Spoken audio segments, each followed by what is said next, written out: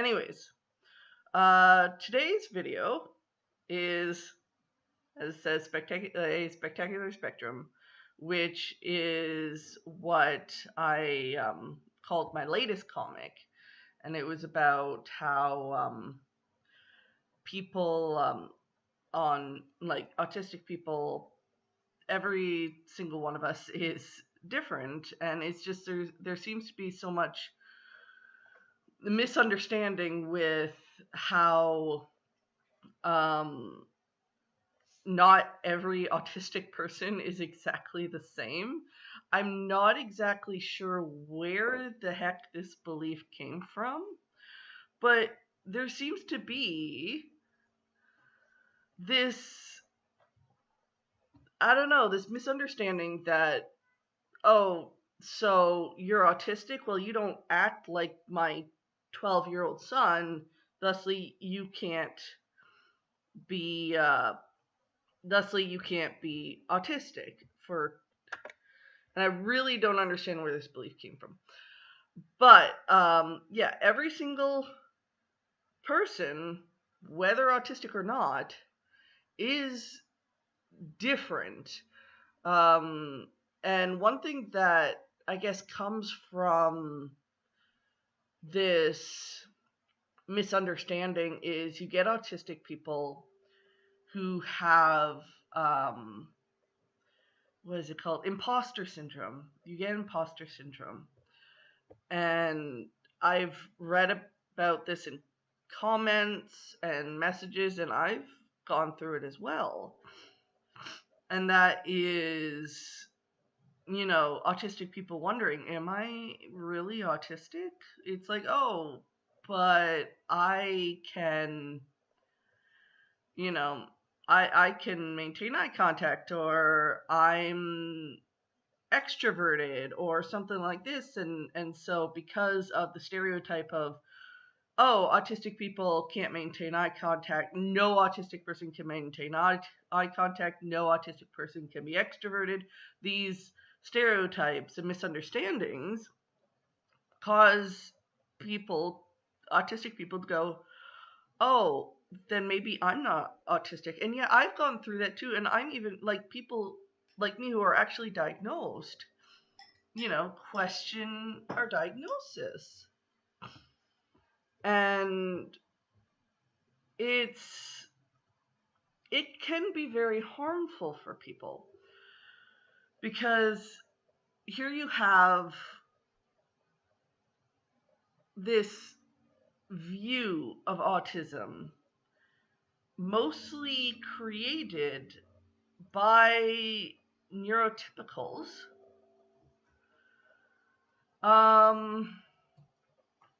If you want to chat in the chat, you can.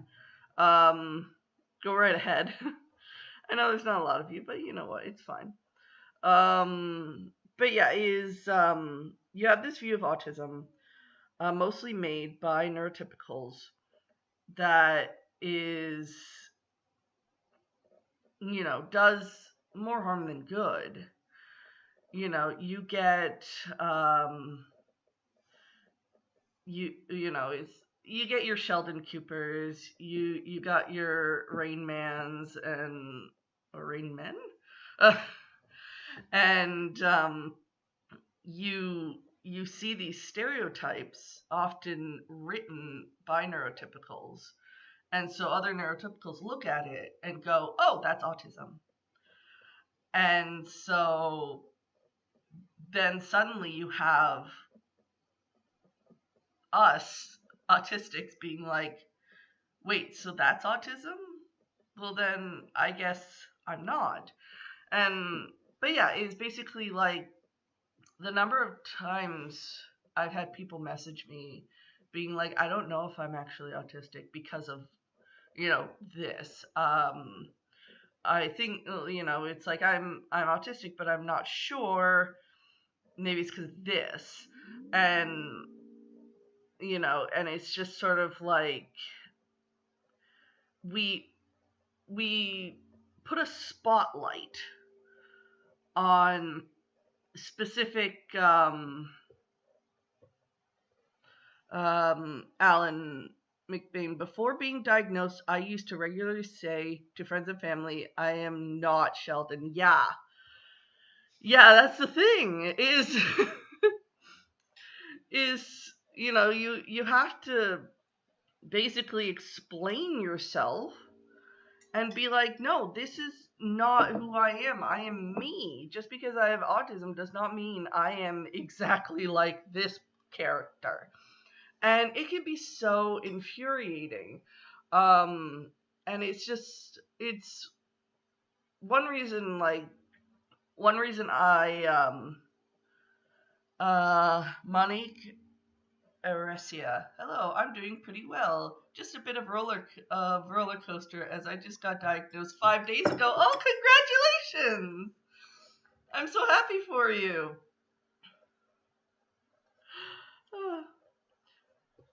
But yeah, is you you get people who who just, even people who are autistic, who are unwilling to get diagnosed because, again, it's that imposter syndrome. Because, is it's like, oh, well, I'm not like this character, so I guess I'm not autistic. And again, like, it's one reason why I started my comic, was because I looked at all the autistic representation and went, that's not me. So I wanted to create something that I could look at and go, yeah, that's me. And it would appear that other people seem to see themselves in my comic as well, which makes me super happy. But yeah, it's sort of like people can be autistic and extroverted. People can be autistic and not be obsessed with, anything. Especially, like, the stereotype is always like, trains. And yeah, trains are awesome. You're allowed to be autistic and obsessed with trains, but that's not the end all be all. That's not like the only thing you can be obsessed with, because, like, sorry, just drinking my morning tea. That's why in the drawing I have our giant IKEA mugs. Is just having our tea and coffee because it's 8 a.m. But another thing that, Monique, I have imposter syndrome too. My autistic dad is totally different, and I seem so social. But your comics really helped a lot during the process of getting diagnosed. I'm so happy. Yeah, is my dad's autistic as well, and while we connect very well, we're good friends, and is we've always gotten along, is we are very different people. And I do have other autistic members in my family, and I'm nothing like them. Monique, it's 2 a.m. where you are? Oh my goodness. I'd never be able to stay up that late. Well, thank you for coming. I'm so glad you're here. But yeah, it's just I'm really glad that people can look at my comic and be like, "Oh, that's autism?" It's like, maybe I'm autistic, stuff like that. And because, oh, Monique, you're from the Netherlands. That's so cool. Well, if you fall asleep, that's okay. But yeah. Oh, cool, you're from Germany. Nice. That's so cool. Oh, Alan, you're from Scotland. That's so awesome. I'm so glad you're all here. It's a European crowd today. Yes, it is. Um, uh, Canadians live streaming from China talking to Europeans. I love the internet. But yeah, this is why there needs to be more like content created by well, in North America right now, in certain parts, I know in Ontario where I'm from, it's 8:12 p.m. Um, but yeah, I'm guessing North America doesn't want to join. Or no. But yeah, there. I just really feel like there needs to be more content creators who are autistic, and I'm not like pressuring anyone like you must do this for the good of humanity. It's more like if you want to create something, if you can, you should try, because we need more autistic people telling their side of autism to show people what it really is like, because the number of comments I have read about people being like, yeah, I went to get diagnosed and they told me I'm not autistic because I can do this one thing. Like, I know someone whose son was diagnosed as autistic when he was really young. And when he went to another, I don't know, therapist, psychiatrist, I can't remember, they talked with her son for like 20 minutes and then was like, oh yeah, he's not autistic because he can maintain eye contact and he's very sociable. And it's like, what? Like, I've met this kid. He's autistic. And it's just like to be told, no, you're not autistic because, yes, Alan, it is particular, like, yeah, women have, yeah, particularly women who are being told, yeah. For the child in question, I mean, the reason why he's so sociable is because he was left to be himself and allowed to express himself in a way that was very natural for him. So he felt confident because of what his family did to open up and be sociable. And some of his teachers helped, but the way his family helped him out so much is what made a huge difference. Hi, Jill. So happy to see you. Yes. Very sorry. But yeah, it's just so many women who have been told, oh, you can't be autistic because you're a woman by professionals. Oh, hi, Estelle. Good morning. You said you'd drop by. But yeah, people being told you can't be autistic because, oh my gosh. Okay, so one that really like threw me for a loop was being told you can't be autistic because you have an imagination. That's one that really threw me off. Was like, what? Are you seriously telling me you believe that autistic people can't have imaginations? That they can't be creative?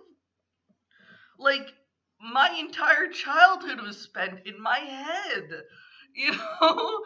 And it's just like, you look at, Ghostbusters was literally co-created by an autistic man. Like, you can't look at that and say, nah, you can't be autistic, and because you're creative, and there's so many autistic creatives out there.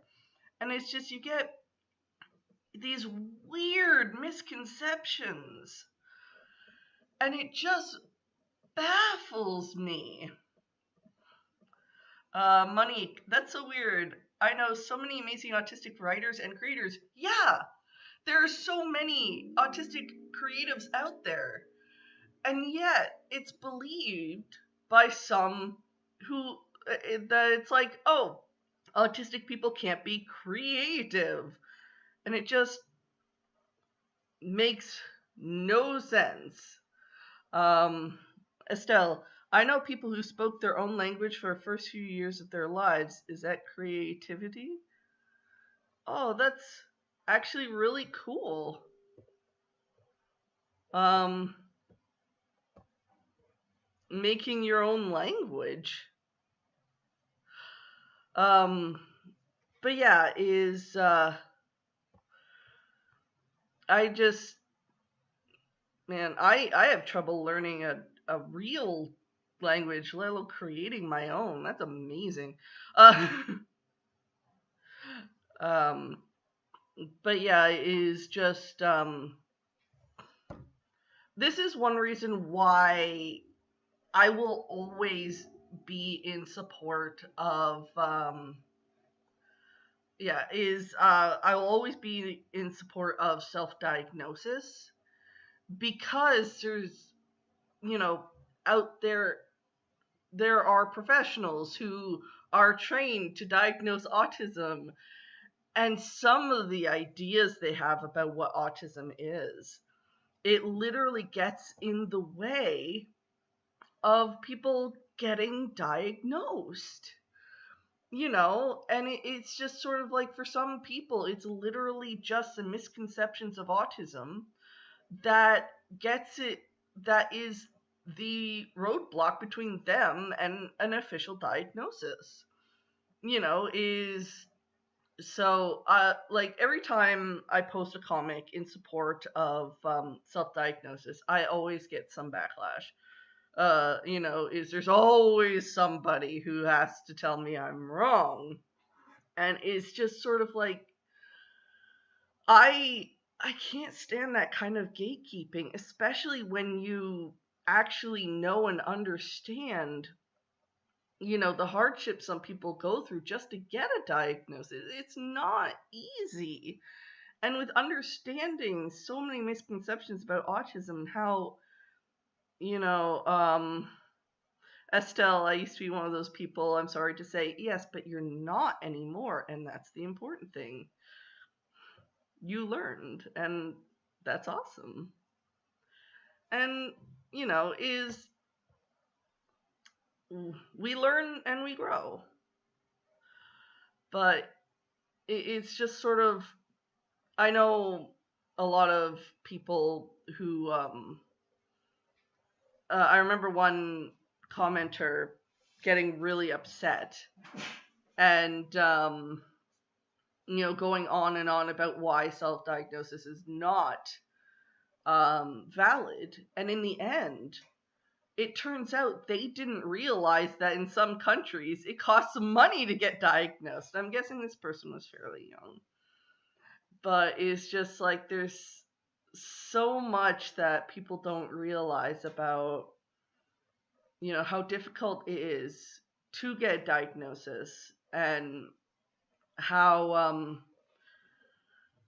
really, for some people, it can be impossible. I remember I had a fan who was, used to live in Russia, and was saying that once you hit, I think it was 18 or 19, it is impossible to get an autism diagnosis in Russia, because you can only get diagnosed as a child. Monique, self-diagnosis is so valid. Though here, uh, though there's always the doubt in the back of your head, imposter syndrome. I couldn't get diagnosed before, but COVID happened. I'm too ill to leave the house. And yes, for me, it was £700 for a specialist. I hope you feel better, Monique. Oh, hi.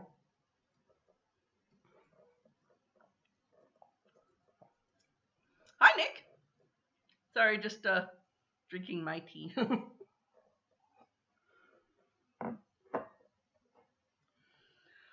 But yeah, is because people just,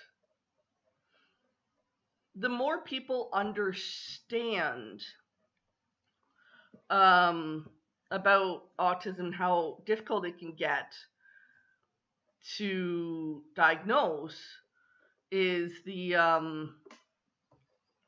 you know I'm I'm just hoping that as time goes on, as more information gets out, especially from the autistic community, that will be more and more acceptance of self-diagnosis.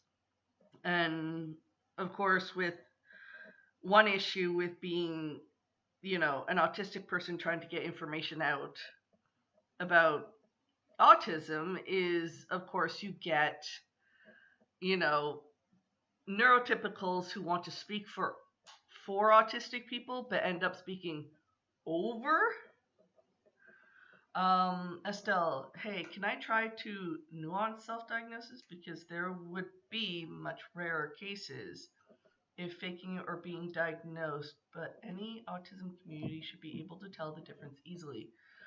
Nick, I feel ASD is diagnosed quicker if you're male. Don't forget anyone of the group can be autistic. Yes.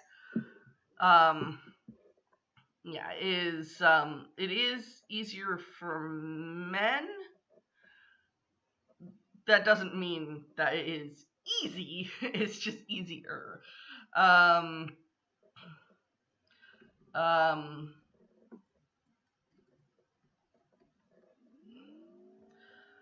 but yeah, I remember having this conversation in comments of people being like, okay, Monique, I'm afraid it's chronic illness causing this. Oh, I understand. I've been housebound since I was 18, so COVID itself isn't even much of a change for me. It opened doors for visual conferences with psychologists. Yes, that is.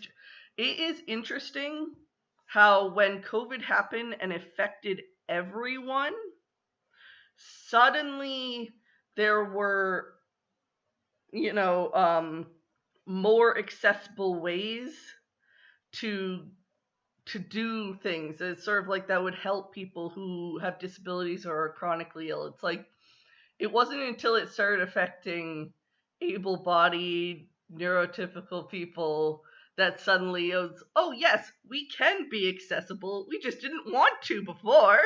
You had to come into work. There was no options to be able to properly work from home. Yeah, it totally was.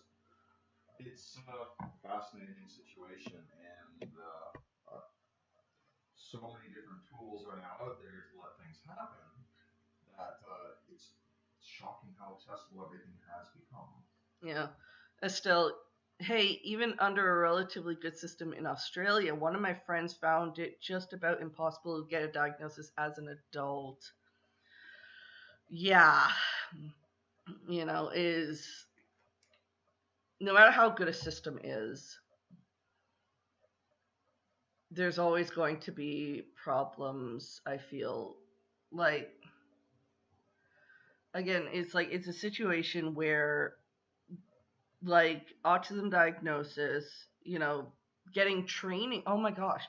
Um, is I remember having this argument with someone who she said she was trained to, assist autistic people. And she got so offended that I used the term autistic instead of person with autism. And she was like, this is what I was taught. This is what my professor said. This is what people I work with say. It's like saying autistic is rude, and I'm just like, I'm sorry, what?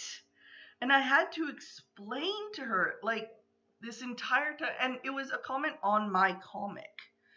And eventually, like, near the end of this argument, she stopped and went, wait, are you on the autism spectrum? I said, yes. And it's like, throughout this whole argument, and it was my comic she was, commenting on, and it's just, she just did not understand that she was talking to an autistic person. And I just had to explain to her, like, okay, education is all well and good. However, you need to also have the experiences of autistic people. You, like, if and it's just, oh, that argument frustrated me so much, Estelle. But if the rare self diagnosis is wrong/fake, there will be a complete lack of symptoms. Plus, in a community, there will be people who can suggest something more accurate. Yes, it is usually, from what I understand, is people who wrongfully self diagnose, is they're usually doing it not because they're like, hey, look at me, I'm special. It's usually they're like, hey, I connect with these people, and I want to belong somewhere. And so they end up saying, oh yeah, I'm autistic, because they feel a connection and they want to belong there in this group. But usually what happens is that their self-diagnosis, while most like may be incorrect, it helps lead them to figure out what is going on. Yeah. Estelle, even if it's not a complete lack of, maybe signs is a better term, those signs may fit something else better. And I suspect in the rare cases that are fake, they aren't joining autistic communities, but faking it for neurotypicals. Yeah, is from, like, there are so many things, like I've heard people, oh, I joined the autistic community because I thought I was autistic. Turns out I actually have, I don't know, ADHD, or I'm bipolar, joining the autistic community helped them find what they needed to find. They weren't autistic, but joining the autistic community helped them figure out what was going on. So, is, even if someone, Nick, autistic should never have to mask for neurotypicals. The negative consequences for masking are real. Autistic masking is not worth it. Yeah, is because I didn't get diagnosed until I was 17, so I grew up masking. It's what I would, is anytime I didn't, is I would get, smacked down. Not literally, thankfully, but what would happen is that, you know, Monique, but how can you not mask if you're done it all your life? I really have no idea how to stop. Monique, I am in the exact same situation. I the second I step out of my door, or second somebody steps in my door, that mask comes on. There is only a handful of people that I can be around and not mask. And it's exhausting. It really is. And that's why, like, with social situations, like, there are times I'll have to duck out early. Hi, Wilt Fenos. You missed discussions about how autistic stereotypes can be harmful, about how self-diagnosis is valid, and now we're talking about masking. But yeah, hello, Charito. But yeah, with masking is, with social situations, they can be exhausting. And one thing I'm very grateful for, with who I'm married to, is that when we're out and we're at a restaurant or a social engagement or something, and I need to duck out, is my partner will let me duck out or will come with me. Like if I have to just go home, we go home. There are also times that it's sort of like, oh, my partner will really want to stay. And they'll ask, are you okay with going home alone? Can you handle that? And I'm like, yeah, I can. And I go home and they stay there and I'm happy with that, you know? From my perspective, it does not make any sense whatsoever to be like, oh no, you must stay in this situation.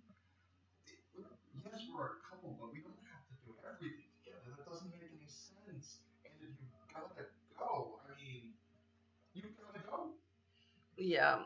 And it's just having that understanding. It makes me more open. Estelle, is that Kevin? I can't hear. Yes. Oh, sorry, I'll talk closer to the microphone next time. My apologies. I need to get like I'm still using my laptop microphone. I need to get like an actual microphone. Um uh but yeah, is basically having that ability to know that I can just leave. Is it makes going to social situations a lot easier for me. It reminds me of when I was a little kid. Um, whenever I went over to a friend's place for sleepovers, it would, they would overwhelm me, and there would be times where it would be like 11 p.m., and I'm like, I gotta get out of here. And I'd call my dad. He'd wake up, he would, answer the phone. I'd say, I gotta come home, and he would pick me up and drive me home. And it was that, you know, um, I guess safety net that made me more willing to go to friends' sleepovers because I knew I had an out. If I needed to get out, I could. And it just makes things so much easier to deal with, to be able to just say, hey, I gotta tap out. And sometimes that's enough to money. Sleepovers the worst. Yeah, I never really liked sleepovers unless they're at my house because I felt more comfortable. And we had a giant basement where we could make forts, which was awesome. Um, but I guess giant basement is relative. It was actually a fairly small basement, but it was big to me. Um, but yeah, is and I think that would be really helpful for kids is if they knew they could tap out of situations. Sort of like family gatherings. Like when I hated family gatherings. I like them now, especially since I like family gatherings for me right now would be awesome because I miss my family and I haven't seen them since last summer, so it's been over a year, so I would enjoy a family reunion. However, for when I was younger, family gatherings, I didn't really like them. Chirito, may I ask a completely non-relevant question? Of course you can. Go ahead. Um, but I would like me and my sister, we were very introverted, didn't really like social gatherings. So we would always bring a bunch of Garfield books and just sort of hide in a corner and read Garfield books. Like, Garfield was a very big part of my childhood. Just because it's like, oh, uncomfortable situation? Time to get the Garfield book out. But, why do your comics use Comic Sans as its font, even though it's somewhat memey, with its somewhat memey and negative connotation? I use Comic Sans mostly because it's a comic. That there was no big thought into it. It's just like it's a comic. I'm gonna use Comic Sans, whatever. I know the memes about it. I know the negative connotations, but I figure it's a comic.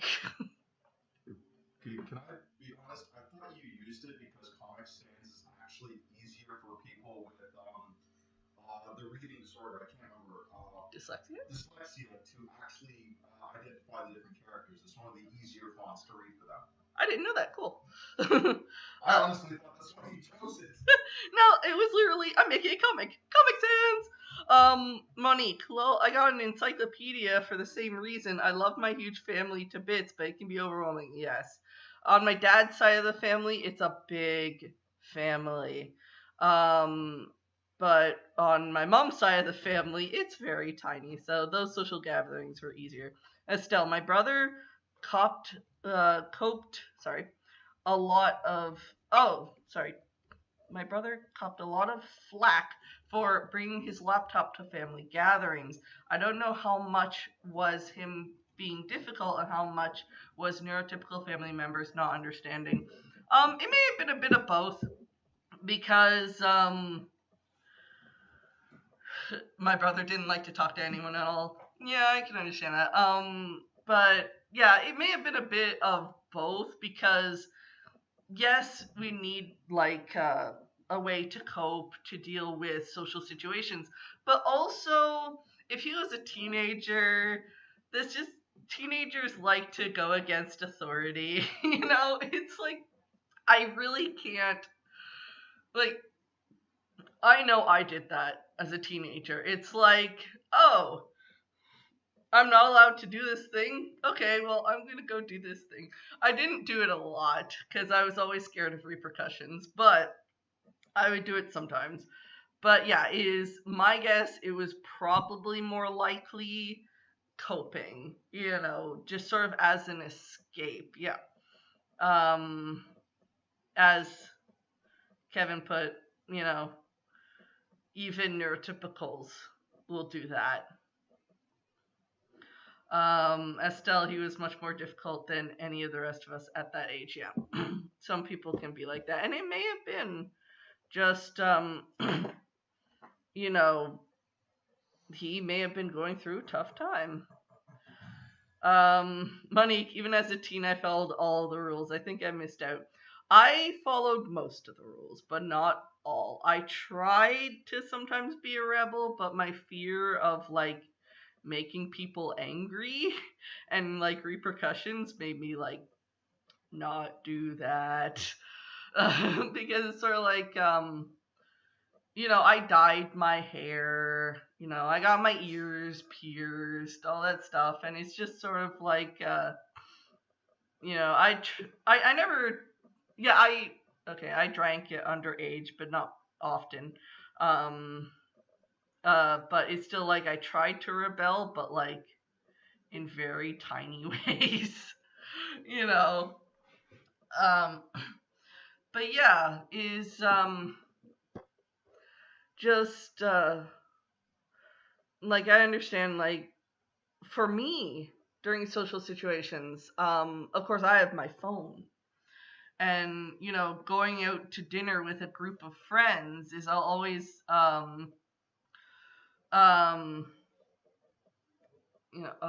sorry, trying to when out with a group of friends, I'll always try and get the Wi-Fi of the restaurant so I can be on my phone.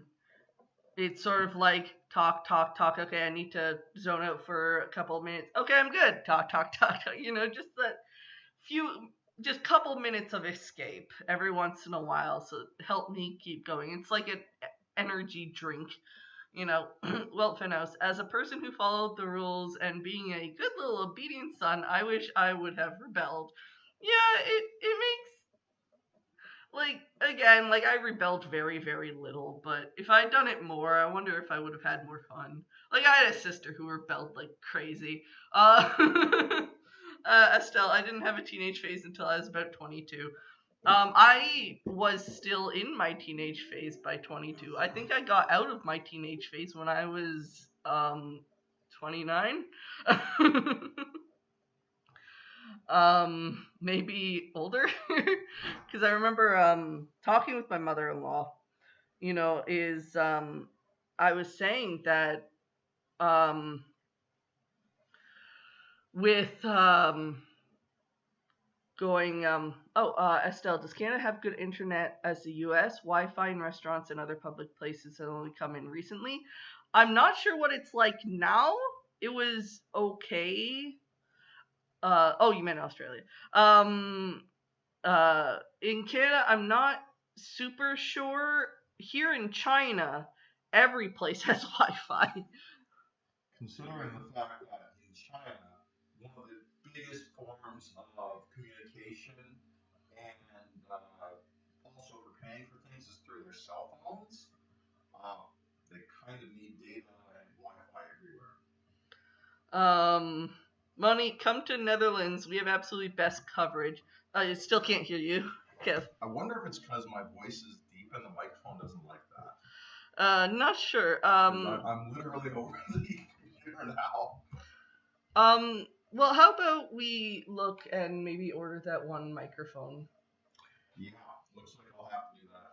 I can like send you money, but yeah, in Canada, oh my gosh, is yeah, the coverage is okay, but like it's expensive. Like, oh my gosh. The mic is not directional. It's just on my laptop. It's literally the one that's built into my laptop. But yeah, is essentially in Canada it is so expensive to get data.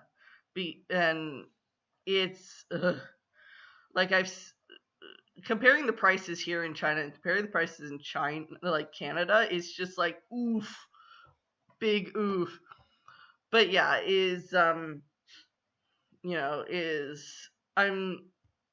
some people complain about, oh, when people go to restaurants or hang out, they're always looking at their phones, and it's just like all I can, people complain about that, and sometimes yes, it's people who are being rude, but sometimes it is people just kind of coping, and sometimes it's because they're, looking something up or chatting with someone who's on their way or something like that. But for me, is like I need my phone in social situations just so I can survive for as long as I can. And on Wednesdays, when I post my comic on Wednesdays, we always go out to Chinese barbecue. And so while at the restaurant, I'll be like checking all the comments and stuff like that as they come in. And so if I ever reply to you on a Wednesday, I'm most likely also eating Chinese food. But yeah, I always have to do laundry after those nights though, because your clothes will smell like Chinese barbecue and cigarette smoke. But like it's not the Chinese barbecue is not a bad smell, but it's overpowering. It's like I don't want my clothes smelling like that. But yeah, yeah, Monique, it's a great coping technique. It's is there's so many things that I've heard people complain about that I just can't complain about. I can't complain about cell phones, I can't complain about internet, I can't complain about, because so much has helped me from these things. Having a phone, having the internet, it just makes coping easier. It's like, oh, good, I don't have to carry my Switch everywhere. My Nintendo Switch. Although I don't know, I do take my my Nintendo Switch on flights though. I will do that. Estelle, I have earplugs in, the sort that let me hear conversations but not sharp background noises. Oh, I gotcha. Well, Fenos, 3 personalities of neurotypicals who know some neurodivergent. 1, the hypocrite. 2, the brush it off supporter. 3, the absolute neurodivergent ally. Only 3, no in between. Yes, I married number 3, thankfully. I have met all 3 though. Oh my gosh. Okay. Oh, just thinking of some of the people I've met. Um, I had a friend who, the validity of my diagnosis changed from day to day. I actually made a comic about this person, um, where like on some days it no matter like I could prove with it like without a shadow of doubt that I was autistic, and they say no, you're not. It's like I have diagnosis. They were wrong. It's like I have so many of the autistic traits. Other people have that too. I connect so well with the autistic community. Nah, still no. And it's just I'm so glad they're not my friend anymore. But yeah, it's just I gotta say, like, I'm very happy with the family I ended up being born into, because all I can think of is sort of like, you get these parents who realize their child gets diagnosed with autism, and suddenly they're like, oh, so they'll never achieve anything. Oh, okay. And they'll go on treating their child horribly. And then, like with me, I had a family who was just like, when I would, like, again, I didn't get diagnosed until I was 17, but it's just when I would, you know, do something that was odd to them, or I was having trouble with something, or what have you. Um, my family would just be like, yep, that's Teresa. And it was just like, I would get the help I needed. I would get the support I needed, the love I needed. And it's just sort of like, it helped that I had a dad who understood. He didn't get diagnosed until he was in his 60s, but we had this connection, this understanding. And of course, I had a very supportive mother. And it's just all I can think of is like when, people complain about, it's like, oh, my child's autistic, they'll never achieve anything. And I'm like, hi, I'm an autistic person who had a supportive family. This is what happens when you have I'm what happens when you support your child. Like, I'm what happens when you're a good parent to your autistic child, you know. And it's just sort of like, I don't, like, I've met people in real life whose family basically assumed that they were worthless. And oh, he had such depression and anxiety.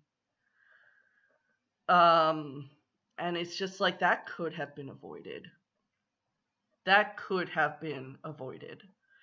Monique, I'm so dreading these conversations. I've told my parents and best friend they're amazing. No idea if I should tell more people or if the stigma is too much for them to handle it. Yeah, it's a toss up. You really don't know.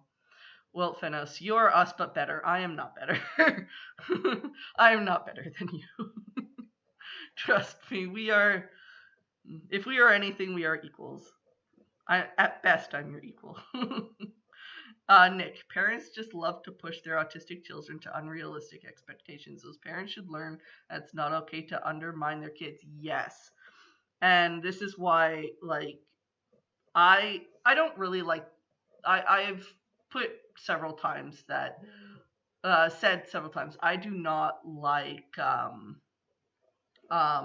functioning labels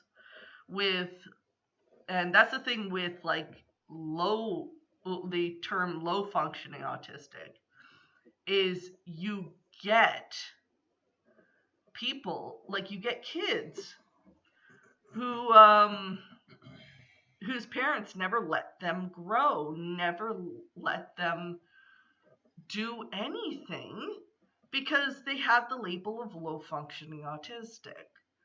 And I had a friend who I suspect she's autistic, but her mother, like at 18 years old, she'd have to ask her mother if she could go to the park down the street. is she never grew up because her parents never let her. Um, Estelle. Monique, no one can decide but you. But my recommendation would be not to tell them unless it matters to something that's happening. Um, Nick, functioning labels should not exist. I agree. On the flip side, you have high functioning autistic, which means, oh, that means you're basically not autistic, right? That means you don't need help, right? It, There's honestly, for that sort of thing, a lot of problems also in just the work you're going to be involved in. I'm a teacher, and I can say for a fact that where I am right now, we're in China, the support's not there. So having had experience with autistic kids, like, there's not a whole lot I can do because I'm literally not allowed to. But it's one of those things, just getting an understanding that this is a thing that exists and trying to find out what their sensitivity levels are, it can really help them in the class. Because I know, okay, I don't know because we're not ever allowed to be told any official diagnosis at all, which is kind of tiring sometimes. But the kids who seem to be on the spectrum, who would open up a little bit that, yeah, like things in class are trouble for them, would often I would be able to come up with some sort of way to help them out, at least in the classroom. There's just way too often not enough supports given in a lot of situations unless you advocate for them, which is really good to see everyone working towards. well, Fenos, but imagine Donald Triplet. I've never heard of that. Imagine having to go through what he went through. That guy deserves a biopic. I'll have to look him up. I've never heard of him. Um, yeah, but yeah, is just uh, sorry. But yeah, with functioning labels is honestly like, spoilers, but my newest comic that's coming out, um, later is actually about the harm of functioning labels. It's basically just my character talking to a parent who uses functioning labels and just sort of talking. But yeah, spoilers, that's my latest comic. Um Churrito, I suspect I'm not neurotypical, but the conversations in comics are worth it regardless. Yeah, is I okay, one thing I absolutely love about Tumblr. I don't have a big audience on Tumblr, but one thing I absolutely love is the ability for people to ask questions anonymously. And yes, I can see the potential harm that that can do. However, that has not yet happened for me. Is I had somebody, ask me anonymously if it was okay that they related to my comics, even though they are neurotypical. And you say you're not you suspect you're not neurotypical, but it's just sort of anyone can, you know, anyone can like my comic. You don't need to be autistic to like my comic. You don't need to be autistic to relate to my comic. There's nothing I dislike more than a gatekeeper. I'm not going to gatekeep who can and cannot like or relate to my comic. Um, but yeah, is I'm glad so many people find my comic relatable. Um, it really it makes it worth it. You all make it worth it, you know, because there have been times where I'll be tired and it's just like there have been times I've been like, should I keep going? Should I keep doing this? And you know what? You people are the ones who keep me going. Usually, it just when I start feeling that way, it's just like, okay, maybe I just need to take a couple days break. Um, you know, and then I'm fine. Sometimes I just need to take a break and then I'm fine. Estelle, hey, some of your comics relate to my husband who insists he's not autistic. Well, do you think he's autistic? But yeah. um, but you don't need to be autistic to relate to my comic. However, I have had some friends say, Man, I really relate to your comic. I wonder if I'm autistic. Um, a Torito noted. Time to subscribe. Must support independent creators. Oh, thank you, Estelle. You do think he's autistic? Yeah, I've met some people who they're not diagnosed. They don't even the word autism doesn't even pass their lips, and I think maybe they're autistic. Estelle, but I think whether or not he will come out when we have children. Yeah, it wasn't until my dad watched his grandson grow up that he realized he was autistic because he was so much like his grandson. You know, it's just, or his grandson was so much like him, and that's why he got diagnosed. Saw a diagnosis because he's like, oh, that's me. And so, and a lot of comments, I have gotten so many comments about people being like, yeah, I didn't realize I was autistic until I had kids. So, anyways, it's getting close to an hour. For now, I would like to say some thanks to people. Number one thanks, I would like to go to my dad, who is a $10 patron. And Monique, you help so many people with your comic. Thank you so much.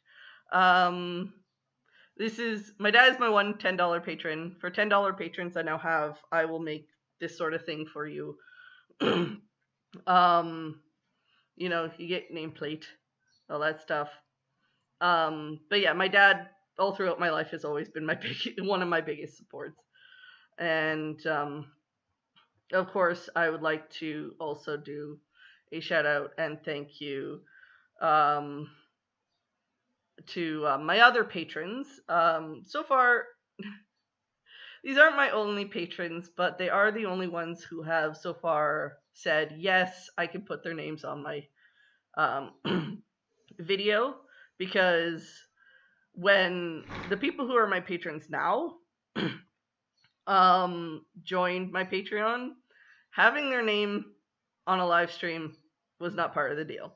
I have updated it. It is now part of the deal. So if you become a patron, your name will come up. But yeah, I'm very thankful for my patrons. I'm very thankful for my dad, and I'm very thankful for all of you. Yes, well, Finos, I'm glad you could join too. So, anyways, you all have a good day, good night, good evening, afternoon, whatever time it is for you. Just have a wonderful time. I am just so thankful to have all of you here. Thank you. Bye.